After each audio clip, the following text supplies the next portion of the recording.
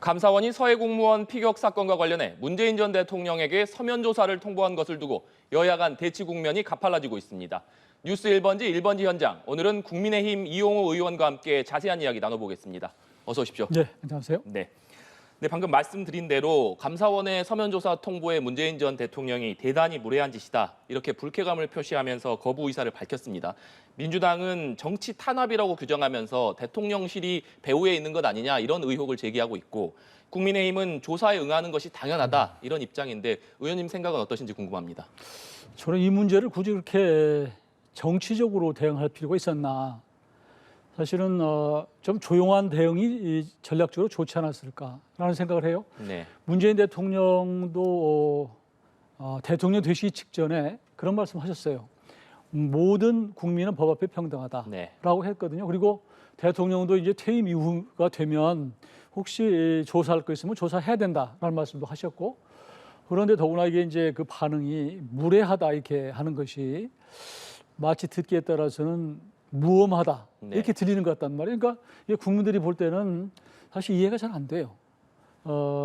국민들은 그 발언 자체를 듣고 좀 이해가 안 되고 좀 불편하고 불쾌하다, 오히려 그렇게 받아들일 수 있다고 생각을 하고요. 네. 그런 차원에서 사실은 문재인 대통령께서 그 재직 막 이제 그 취임하고 나서 이명박 전 대통령이나 박근혜 전 대통령에 대해서도 조사를 사실 서면 조사 한 바가 있거든요. 네. 그때 그때 이제 요청했을 때 그분들도 이제 거절을 하긴 했지만 굳이 이렇게 반응할 필요가 있었을까, 저는 좀 이해가 잘 안 됩니다. 네. 민주당에서는 감사원이 아직 서훈 전 국정원장이나 박지원 전 국정원장에 대한 조사를 하지 않은 상황인데, 이런 상황에서 문 전 대통령에게 이 조사를 하겠다 이렇게 밝힌 것을 놓고 이 정치 보복이다, 이렇게 비판을 하고 있거든요. 민주당도 그 과민 반응이라고 생각을 하고요. 우선 이제 비유를 하자면 그 무단 횡단하다 걸리니까 왜 나를 갖고 그러느냐, 다른 사람 걸린 사람이 다른 사람 조사하지, 이런 얘기랑 비슷하다고 생각을 하고요.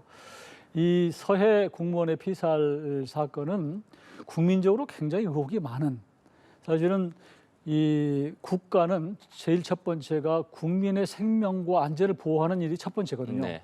그런데 이 사건이 터지고 나서 과연 대통령께서 첫 보고를 받고 무슨 일을 했느냐라는 게 지금 우리 국민들이 알고 싶은 내용이기 때문에 이 부분에 대한 답변을 하시면 될 일이다, 저는 그렇게 생각을 하고. 네.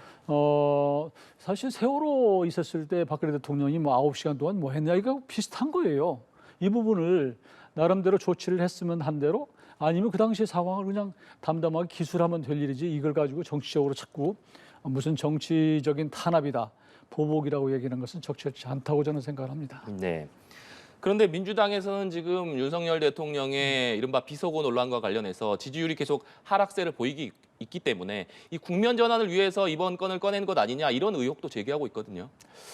그러니까 그 정치 공학적인 접근이라고 생각을 해요. 정치로 보면 뭐 충분히 뭐 이슈로 덮는다 이렇게 해서 그럴 수가 있지만, 제가 보기에는 지금 윤석열 정부는 그런 측면에 있어서는 좀 아마추어적인 정부다라고 생각을 해요. 네. 그러니까 충분히 어떤 것을 전략적으로 풀어가거나, 혹은 뭐 이 부분에 대해서 어떻게 할 것인가 컨트롤 타고 있거나, 이런 전략적인 접근이 좀 미흡하다. 그래서 저는 그런 부분을 지금 말씀하신 대로 어떤 그 정치적으로 접근했다고 저는 그렇게 보지 않습니다. 네, 오히려 전략적인 접근이 좀 미흡하기 때문에 그런 의도까지 없었을 것이다, 이런 말씀이신데, 이 민주당에서 제기하고 있는 대통령실 배후설에 대해서는 좀 어떻게 생각하고 계십니까? 그러니까 조금 전에 말씀드린 대로 대통령실이 이런 부분에 대해서 잘 다룰 줄 모른다. 네. 그러니까 뭐 민주당에서는 국정감사를 앞두고 이걸 제기한 것이 오히려 무슨 의도가 있다, 혹은 해외 순방 결과가 썩 좋지 않으니까 이 부분에서 여론이 떨어지니까 네. 또 이 부분에 대해서 제기를 했다, 이렇게 접근하는 것인데, 그런 정도의 전략적인 판단을 하고 컨트롤할 정도의 아직은 뭐 저는 능력이 없는 것 같아요, 오히려. 네. 예, 그래서 저는 그건 뭐 좀 오해다 이렇게 봅니다. 네, 알겠습니다. 그리고 이번 문 전 대통령에 대한 감사원의 서면 조사 통보로 이 최재 감사원장의 과거 발언이 좀 주목받고 있습니다. 지난 7월에 국제법사위 업무보고에 나와서 이 감사원이 대통령의 국정 운영을 지원하는 기관이다, 이렇게 답을 한 것이 그때 당시에도 야당의 많은 반발을 사지 않았습니까? 지금 와서 다시 한번 감사원의 어떤 중립성이나 독립성이 훼손된 것이다. 이런 비판들이 야당을 중심으로 나오고 있는데 이 부분은 어떻게 보고 계십니까? 저는 당시에 최재 원장이 답변한 것은 굉장히 잘못된 답변이라고 생각합니다. 네. 그러니까 이 감사원은 헌법상 독립적인 기관이기 때문에 대통령실의 어떤 지시를 받거나 무슨 뭐 지휘를 받거나 이런 게 아니거든요. 그럼에도 불구하고 그렇게 발언한 것은 잘못된 것이다라고 보고 이것이 지금 민주당의 어떤 정치적인 것과 자꾸 연결시키는 고리가 될 수 있었겠구나라는 생각을 하는데 네.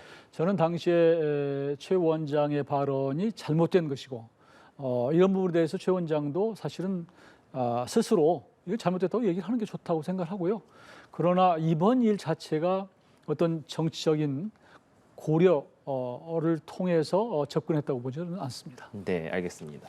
오늘부터 또 윤석열 정부 첫 국정감사가 시작이 됐습니다. 사실 국정감사 시작 전부터 워낙 지금 여야 간 강대강 대치가 이어지고 있는 상황이기 때문에 제대로 된 국정감사가 좀 이뤄질 수 있겠느냐 이런 우려들이 많았었는데 실제로 오늘 상임위 곳곳에서 계속해서 지금 파행이 빚어지고 있는 모습이 연출되고 있습니다.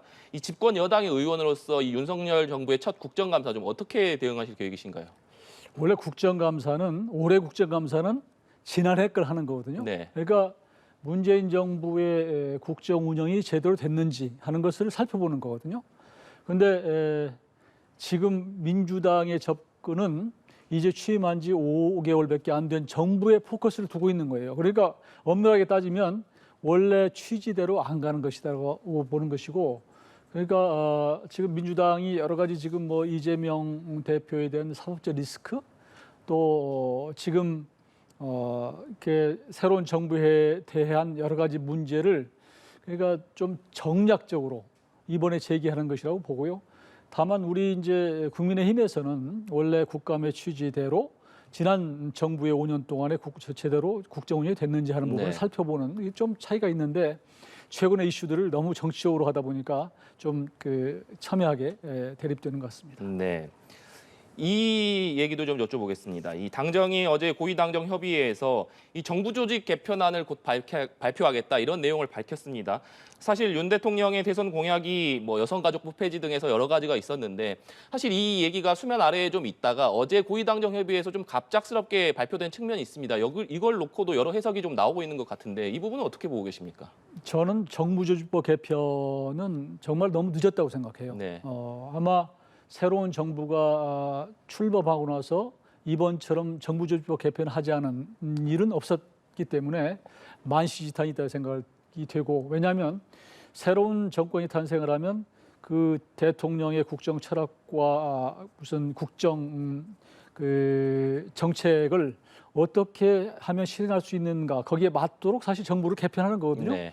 그럼에도 불구하고 지난 인수위 때 그걸 제대로 못 마련을 해서 지금까지 온 것은 매우 좀 안타깝게 생각을 하고 그러나 이번 정기국회를 통해서 이 정부조직법 개편을 할 필요가 있다라고 생각을 하고요.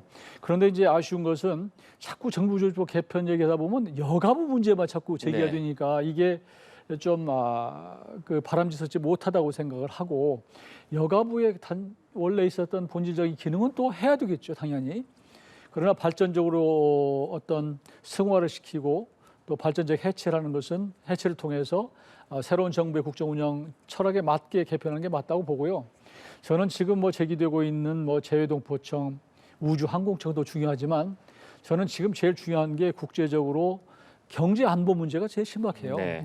지금 고환율 또 국제적인 고물가 그 외에 하여튼 여러 가지 문제들이 지금 경제 문제가 어떤 안보 문제로 자꾸 대두되는 이런 측면을 어떻게 정부가 사전에 대응해 나갈 것인가 하는 그걸 담당하는 기구가 필요하다고 생각하기 때문에 저는 가장 중요한 것은 경제 안보를 담당하는 그런 기구가 필요하다고 보는데 이 부분 얘기가 없어서 좀 저는 답답하다고 생각합니다. 경제 안보를 담당하는 기구 말씀해 주셨는데 구체적으로는 좀 어떤 방안을 좀 생각하고 계신가요? 그러니까 원래는 예전에 이제 뭐 통상부 또 저기 경제통상을 어디서 담당할 것이냐, 외교부에서 할 거냐, 산자부에서 할 것이냐, 아니면 대통령실에 직접 둘 것이냐 하는 부분이었는데 인수위 때도 이 부분을 좀 논의를 했었거든요.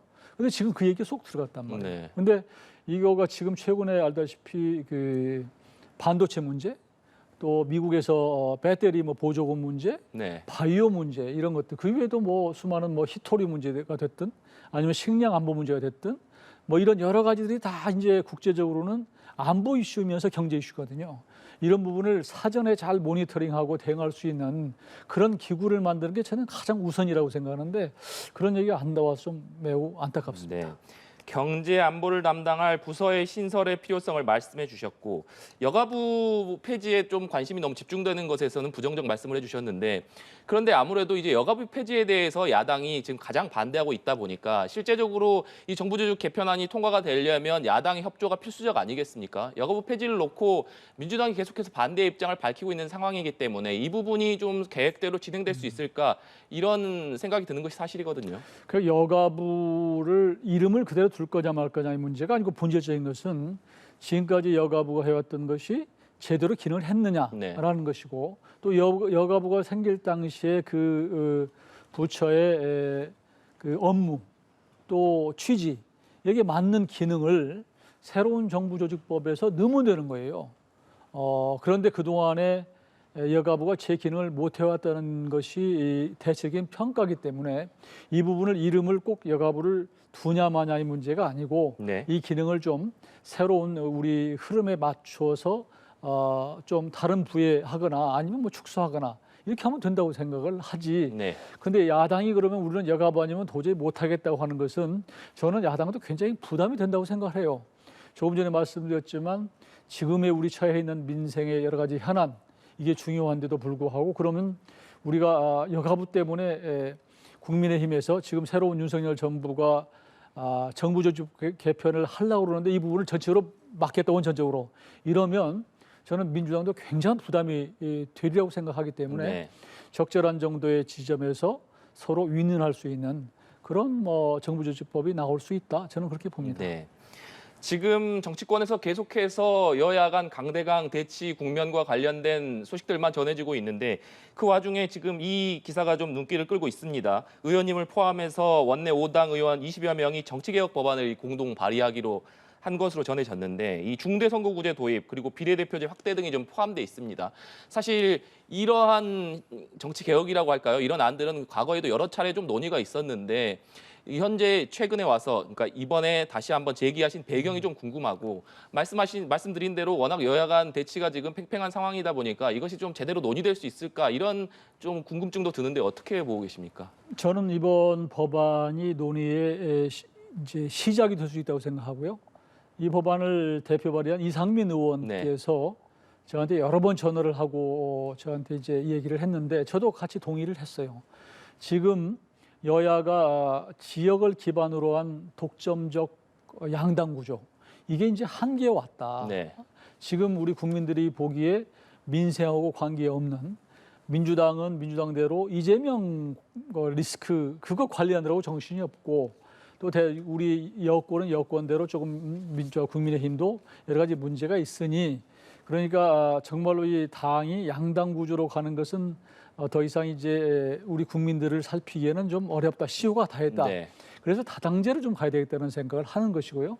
이 부분에 대해서는 저는 윤석열 대통령께서도 과거에 말씀하신 바가 있고 또 한 가지는 이제 지난번 총선에서 이 연동형 비례대표를 도입을 했는데 이게 위성정당을 만들어가지고 아주 국민들을 우습게 만드는 결과가 생겼거든요.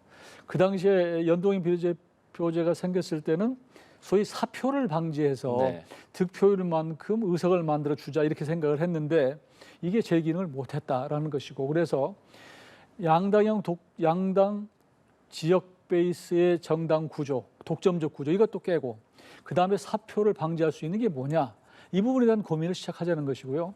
그게 중대 선거구제로 하면 어떨까 하는 문제를 제기하는 것이고 또 하나는 또 지금 그 원내 의석을 20석을 가져야지 원내 교섭단체가 되는 것도 너무 좀 이게 기득권이다. 그러니 10석으로 낮춰가지고 좀 여러 당이 생기면 훨씬 합종 연행을 해서 하는 게 좋지 않느냐.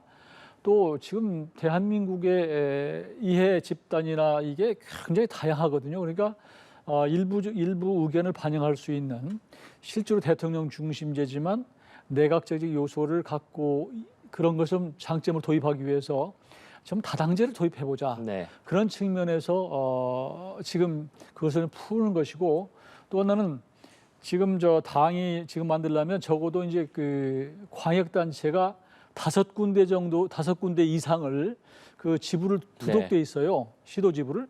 그러나 그러다 보니까 이제 전국 정당화는 좋지만 당을 만드는데 한계가 있어서 어쩔 때는 예를 들면 그 호남에서는 국민의힘이 도대체 힘을 쓸 수 없으니 호남을 대표하는 게 민주당만 아니고 민주당에 반하는 정당이 나오도록 지역 정당을 좀 허용하자. 또 동시에 TK다 그러면 그쪽도 국민의힘 말고 나머지 좀 정당이 생길 수 있도록 하자. 그래서 이제 그런 아까 5개 광역 시도단체의 지부를 두는 그런 것을 없애면은 지역 정당도 출연할 수 있다. 그러면 지금처럼 양당이 딱 서로 독점적으로 짜고 하는 정당 구조를 조금 완화할 수 있다. 그리고 지역 감정도 좀 바뀔 수 있다. 국민의 다양한 의견을 좀 수렴할 수 있다. 이런 측면에서 사실은 제기를 한 것이고요. 네. 이 부분을 던져놨으니까 이제 좀 논의가 좀 진전이 되겠죠. 네. 마지막으로 당 얘기 한번 여쭤보겠습니다. 이번 주에 이 정진석 비대위에 대해서 이준석 전 대표가 신청한 가처분 신문 결과가 나올 것으로 예상되는데 이 결과에 따라서 사실 당의 앞날이 크게 요동칠 가능성이 높지 않겠습니까? 이번 가처분 결과 좀 어떻게 예상하시는지 궁금합니다. 저도 좀 그게 받아들여지지 않았으면 좋겠는데 그러나 한편으로 걱정이 됩니다. 왜냐하면 이번에 이제 가처분 2차를 담당한 판사가 1차를 했던 분이고 또 그 1차에 했던 그 취지에 따르면 2차도 같은 일관성 때문에 그렇게 판결을 다시 내릴 수 있다라는 측면이 있단 말이에요.